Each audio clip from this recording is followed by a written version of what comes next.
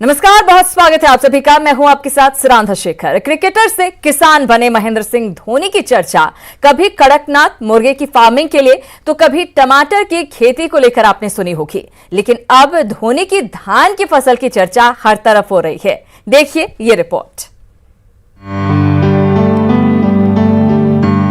Cricketer Mahendra Singh Dhoni से किसान महेंद्र सिंह धोनी। जी, ऐसा हम इसलिए कह रहे हैं क्योंकि रांची के युवराज माही अब क्रिकेट की पिच से खेतों की जमीन पर किस्मत आजमा रहे हैं। कभी कड़कनाथ मुर्गे की फार्मिंग कर तो कभी अपने घर के फार्म हाउस में बड़े पैमाने पर टमाटर की खेती कर धोनी सबको चकित करते रहते हैं। लेकिन अब माही की चर्चा एक और फसल को लेकर हो रही है और वो है धान की खेती को लेकर। रांची के सैम्बो स्थित धोनी के फार्म हाउस में इन दिनों धान के फसल की कटाई चल रही है। धोनी के कृषि सलाहकार बताते हैं कि क्यों खास है ये धान की प्रजाति। इसको ऐसे वैरायटी का नाम है काला जीरा, लेकिन इसको कुछ किसान को हम लोग ने दिया था, अगल बगल जो किसान है उन लोग को मैंने दिया था, सीड्स दिया था, उन्होंने लगाया और इसको अलग ही नाम से जानते हैं। इसको बोलते हैं धोनी धान के नाम से।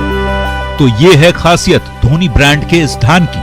अरवा चावल की ये प्रजाति किसानों को खूब लुभा रही है। धोनी अपनी इन्हीं खूबियों के चलते हमेशा चर्चा में बने रहते हैं और कुछ नया करने का जज्बा ही उन्हें हर क्षेत्र में कामयाब भी बनाता है। न्यूज़ 18 के लिए रांची से संजय कुमार सिन्हा की रिपोर्ट। जब पहाड़ों के ऊपर नहीं पहुंचा नेटवर्क तो शिक्षक ने मुफ्त में दी बच्चों को शिक्षा। जी हां, हम बात कर रहे हैं लोहरदगा के उस शख्स की जो ऑनलाइन क्लासेस में नेटवर्क के टावर से परेशान छात्रों को फ्री एजुकेशन दे रहे हैं। ब्लैक बोर्ड पर स्कूली बच्चों को पढ़ा रहे ये जनाब हैं अजय कुमार सिंह, जो पेशे से प्राइवेट शिक्षक हैं। ट्यूशन पढ़ाते हैं लेकिन इन दिनों बच्चों को मुफ्त में शिक्षा दे रहे हैं। दरअसल लोहरदगा का नक्सली प्रभावित ये इलाका पिसरार है, जो ऊंची पहाड़ी पर स्थित है। लिहाजा कोरोना काल में गांव के बच्चों को ऑनलाइन क्लास करने में टावर की समस्या आने लगी। बच्चों की पढ़ाई में परेशानी हुई तो अजय सिंह ने उन्हें मुफ्त में पढ़ाना शुरू कर दिया। नेटवर्क नहीं रहने के कारण मैं बच्चों को शिक्षा नहीं दे पा रहे थे और इस कारण से उपलब्ध सारे बच्चा के पास मोबाइल भी नहीं है। इसके कारण मैं अपने ट्यूशन करा रहे हैं अपने विद्यालय के गांव के विद्यालय में। अब बच्चे ऑनलाइन क्लास के झमेले में न पढ़कर स्कूल की ही तरह रेगुलर पढ़ाई का आनंद उठा रहे हैं और उन्हें शिक्षक भी ऐसे मिल गए हैं जो बिना किसी स्वार्थ के शिक्षा प्रदान कर रहे हैं। अजय सिंह दिन में 3-3 शिफ्ट में ऐसे बच्चों को मुफ्त शिक्षा देते हैं जिनके पास मोबाइल नेटवर्क की समस्या है। न्यूज़ 18 के लिए लोहरदगा से अदिति की रिपोर्ट। और अब बात है पुलिस की सकारात्मक पहल की। कोडरमा जिला पुलिस की ओर से आम लोगों को मुफ्त मेडिकल सेवा दी जा रही है ताकि कोरोना काल में सभी के स्वास्थ्य की जांच बेहतर तरीके से हो सके। कैंप लगाकर मरीजों के स्वास्थ्य की जांच कर रहे ये डॉक्टर नहीं, कोडरमा जिले के पुलिसकर्मी हैं। पुलिस सेवा के साथ ही ये डॉक्टर होने का फर्ज भी निभा रहे हैं। जिले के नक्सल प्रभावित प्रखंड सतगावा में सामुदायिक पुलिसिंग के तहत मुफ्त मेडिकल कैंप लगाया गया है ताकि कोरोना काल में सभी लोगों के स्वास्थ्य की जांच हो सके। पुलिस की पहल से स्थानीय ग्रामीणों में खुशी है और वे बढ़ चढ़कर मेडिकल कैंप पहुंच रहे हैं। सामुदायिक पुलिसिंग के तहत हम लोगों ने यहाँ पे कार्यक्रम का आयोजन किया गया, जिसमें मेडिकल कैंप और जो मास्क, सैनिटाइजर और कंबल का वितरण किया गया, जिसके तहत हम लोग पुलिस और पब्लिक के बीच में दूरियां कम करना चाहते हैं। उग्रवाद प्रभावित क्षेत्र हमारा मुख्य उद्देश्य रहता है, वहां जाके जो लड़के लोग हैं उनको मुख्य धारा में शामिल करने हैं, जो भटक रहे हैं या भटकने का सोच रहे हैं उनको मुख्य धारा में शामिल करने के लिए हम लोग प्रेरित करते हैं। दरअसल जिले के पुलिस कप्तान पुलिस सेवा में आने से पहले MBBS की पढ़ाई भी कर चुके हैं, सो वर्दी के साथ ही अपने डॉक्टर होने का फर्ज भी निभा रहे हैं। पुलिस के इस मेडिकल कैंप में लोगों की स्वास्थ्य जांच के साथ ही उन्हें मुफ्त सैनिटाइजर, मास्क और कंबल का वितरण भी किया जा रहा है। पुलिस का मकसद खासकर नक्सल प्रभावित इलाके के भटके हुए युवाओं को समाज की मुख्य धारा में लाना है। न्यूज़ 18 के लिए कोडरमा से संजय गुप्ता की रिपोर्ट। बढ़ती ठंड को लेकर गया निगम प्रशासन की ओर से रैन बसेरों में बेहतर इंतजाम किए जा रहे हैं, जिससे गरीबों को काफी फायदा पहुंच रहा है। बेड से लेकर चादर, कंबल और मच्छरदानी तक की यहां बेहतर व्यवस्था की गई है।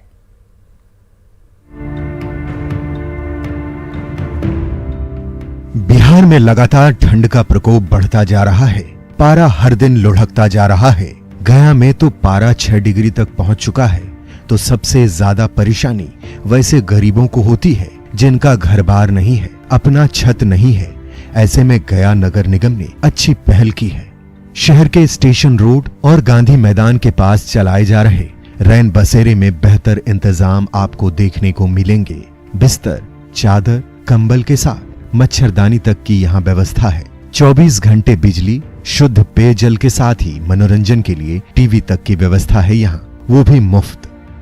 यहाँ व्यवस्था ठीक है सर, कंबल भी है और मच्छरदानी भी है, 12 बेड के हैं, यहाँ सब गद्दा उद्दा सब लगे हुए हैं और यहाँ किसी तरह का कोई दिक्कत नहीं है। लैट्रिन बाथरूम सब व्यवस्था यहाँ है। क्या सेवा लेते हैं आप? निःशुल्क सेवा है, यहाँ 1 रुपया नहीं लिया जाता किसी से भी। दीनदयाल योजना और राष्ट्रीय शहरी आजीविका मिशन के तहत चलाए जा रहे इन रैन बसेरों से गरीबों को काफी फायदा पहुंच रहा है। कोविड के नियमों का पालन भी यहाँ कराया जाता है। हाड़ कपाती ठंड में ये रैन बसेरा फुटपाथ पर रात गुजारने वालों के लिए बड़ी राहत लेकर आया है। अरुण चौरसिया, न्यूज़ 18 गया। जब देश भर में कोरोना काल में लॉकडाउन लगाया गया था, सभी लोग अपने अपने घरों में सिमटे रहे। ऐसे वक्त में गया के कुछ युवकों ने मिलकर पर्यावरण संरक्षण का बीड़ा उठाया और फल्गु नदी के तट पर सैकड़ों पौधे लगा डाले।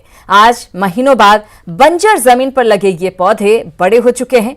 इस जगह को बुद्ध शांति वन नाम दिया गया है। युवाओं की पहल की हर तरफ तारीफ हो रही है।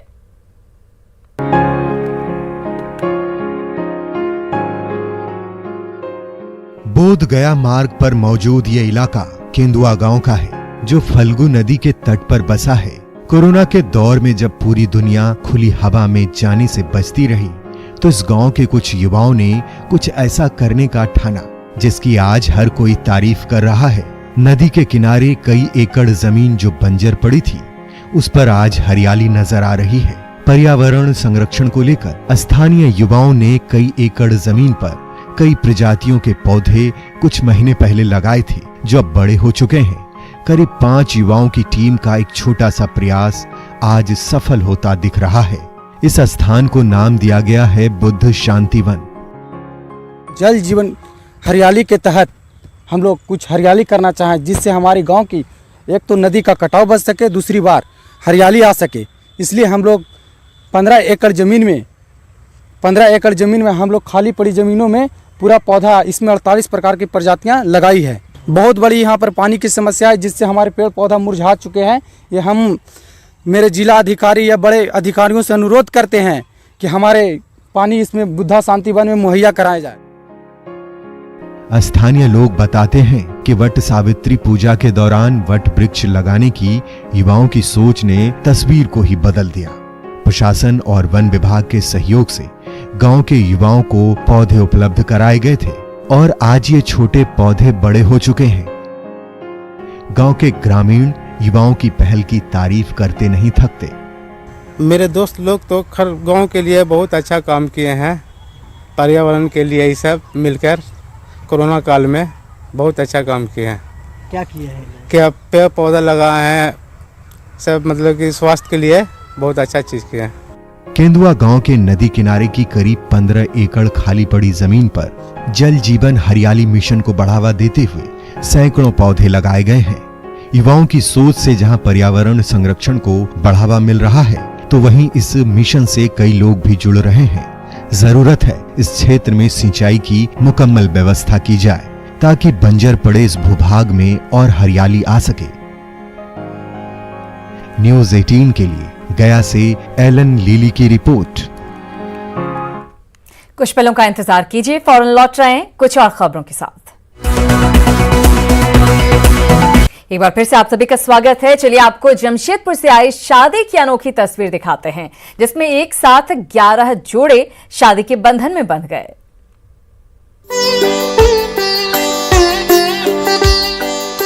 जरा ये तस्वीर देखिए। एक निजी संस्था की पहल से सामूहिक विवाह कार्यक्रम का आयोजन किया गया, जिसमें 1-2 नहीं बल्कि 11 जोड़ों ने 7 फेरे लेकर साथ जीने मरने की कस्में खाई। शादी के बंधन में बंधने वाले जोड़े इस मौके पर खुश नजर आए। क्या और कह सकते हैं, जो भी है अच्छा ही है सब। खुश हो? हाँ जी। कभी सोची थी इस तरह से शादी? नहीं, हम भी कभी इस तरह से सोचे नहीं थे कि शादी होगा बोल के। अच्छा लग रहा है। इस खास शादी में कोरोना संक्रमण के मद्देनजर जहां बारात मोटरसाइकिल से पहुंची, वहीं दूल्हा दुल्हन ने मास्क पहनकर शादी की रस्मों को पूरा किया। निजी संस्था द्वारा किए गए इस आयोजन पर संस्था से जुड़े लोग भी खुश दिखे। अपनी बेटी का तो सभी करते हैं, लेकिन एक सामूहिक विवाह एक गरीब की कन्या का कन्यादान का मौका मिले, इससे बड़ा सौभाग्य नहीं। मौका तुलसी विवाह का था और इस मौके पर निजी संस्था ने आर्थिक रूप से कमजोर 11 बेटियों की शादी कराकर इन जोड़ों को वैवाहिक जीवन की सौगात दी। जमशेदपुर से आशीष तिवारी की रिपोर्ट। कुछ पल के लिए रुक रहे हैं, यहाँ पर फौरन लौटते हैं।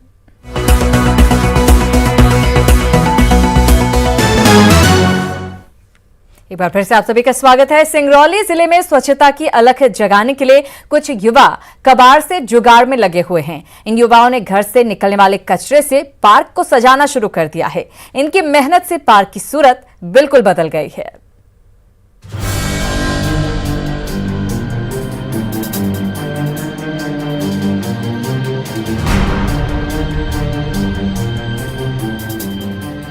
सिंगरौली के बैढन का यह पार्क युवाओं की मेहनत और सोच से बदला बदला दिखने लगा है। जो टायर कल तक कचरे में पड़ा था, उसे इन युवाओं ने पेंट कर खूबसूरत बना दिया है। वहीं कचरे में पड़ी प्लास्टिक की बोतलों को मानो नई मंजिल मिल गई है। पेड़ की शक्ल में ये बोतलें पार्क को और भी खूबसूरत बना रही है। युवाओं ने टूटे झूलों में नई जान डाल दी है। कचरे का बेहतर उपयोग कैसे किया जाए, यही युवाओं की सोच है।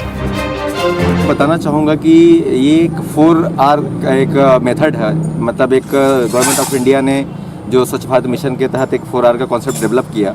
उसका मतलब ये है कि जैसे 4R का मतलब होता है रिड्यूस, रीयूज, रिसाइकल और रिफ्यूज़।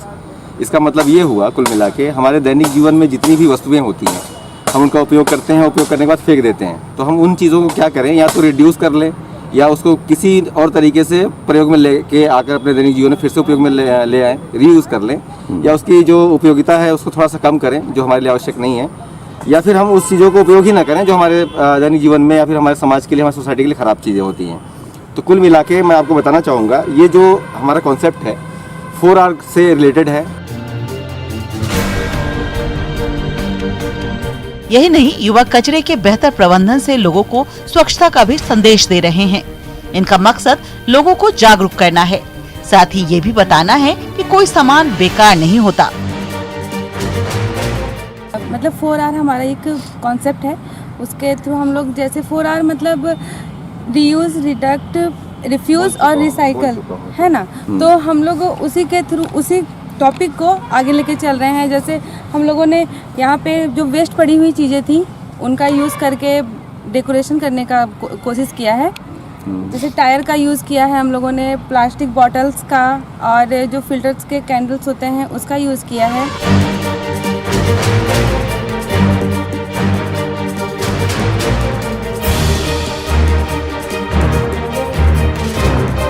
युवाओं की शानदार पहल की जितनी तारीफ की जाए वो कम होगी। इंदौर के बाद सिंगरौली में दूसरा ऐसा पार्क है जिसे कचरा से सजाया संवारा गया है। युवाओं की ये पहल नजरिए को बदलने की भी नसीहत देती है। सिंगरौली से न्यूज़ 18 के लिए राज द्विवेदी की रिपोर्ट। और इस बुलेटिन में फिलहाल इतना ही, लेकिन न्यूज़ 18 बिहार झारखंड पर खबरों का सिलसिला लगातार जारी है।